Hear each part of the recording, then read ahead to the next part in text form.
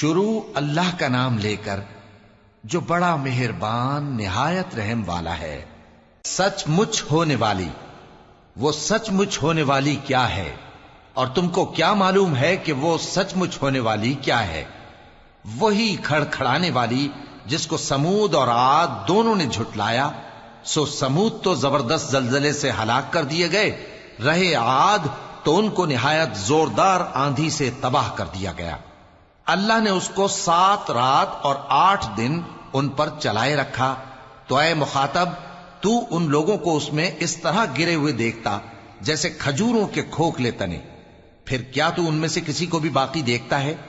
اور فرعون اور جو لوگ اس سے پہلے تھے اور وہ جو الٹی ہوئی بستیوں والے تھے، سب گناہ کے کام کرتے تھے، سو انہوں نے اپنے پروردگار کے پیغمبر کی نافرمانی کی تو اللہ نے بھی ان کو بڑا سخت پکڑا۔ جب پانی طغیانی پر آیا تو ہم نے تم لوگوں کو کشتی میں سوار کر لیا تاکہ اس کو تمہارے لیے یادگار بنائیں اور یاد رکھنے والے کان اسے یاد رکھیں۔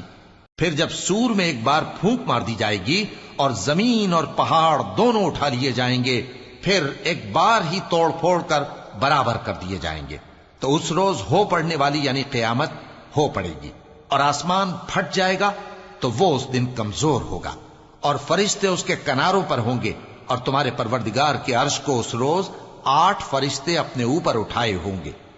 اس روز تم لوگ سب پیش کیے جاؤ گے اس طرح کہ تمہاری کوئی پوشیدہ بات چھپی نہ رہے گی۔ اب جس کا اعمال نامہ اس کے داہنے ہاتھ میں دیا جائے گا، وہ دوسروں سے کہے گا کہ لیجئے میرا نامہ اعمال پڑھیے، مجھے یقین تھا کہ مجھ کو میرا حساب کتاب ضرور ملے گا۔ پس وہ شخص من مانے عیش میں ہوگا، یعنی اونچے باغ میں جس کے میوے جھکے ہوئے ہوں گے۔ ان سے کہا جائے گا کہ جو اعمال تم ایام گزشتہ میں آگے بھیج چکے ہو، ان کے عوض مزے سے کھاؤ اور پیو۔ اور جس کا نامہ اعمال اس کے بائیں ہاتھ میں دیا جائے گا تو وہ کہے گا، اے کاش مجھ کو میرا اعمال نامہ نہ دیا جاتا اور مجھے معلوم نہ ہوتا کہ میرا حساب کیا ہے۔ اے کاش موت میرا کام تمام کر چکی ہوتی، آج میرا مال میرے کچھ بھی کام نہ آیا، مجھ سے میرا اقتدار جاتا رہا۔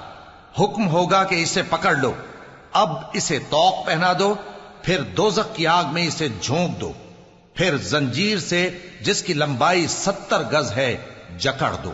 یہ نہ تو اللہ عظمت والے پر ایمان لاتا تھا اور نہ فقیر کے کھانا کھلانے کی ترغیب دیتا تھا، سو آج اس کا بھی یہاں کوئی دوست نہیں اور نہ اس کے لیے کوئی کھانا ہے سوائے زخموں کے دھون کے، جس کو گناہگاروں کے سوا کوئی نہیں کھائے گا۔ سو میں ان چیزوں کی قسم کھاتا ہوں جو تم کو نظر آتی ہیں اور ان کی جو تمہیں نظر نہیں آتی، کہ یہ قرآن ایک معزز فرشتے کا پہنچایا ہوا کلام ہے، اور یہ کسی شاعر کا کلام نہیں، مگر تم لوگ بہت ہی کم ایمان لاتے ہو، اور نہ کسی کاہن کا قول ہے، لیکن تم لوگ بہت ہی کم غور و فکر کرتے ہو۔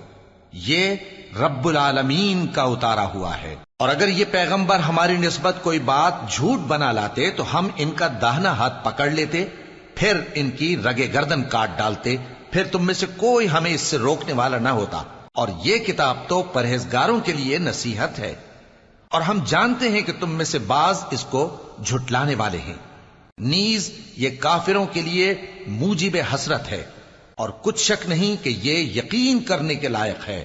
سو تم اپنے پروردگار عظیم کے نام کی تسبیح کرتے رہو۔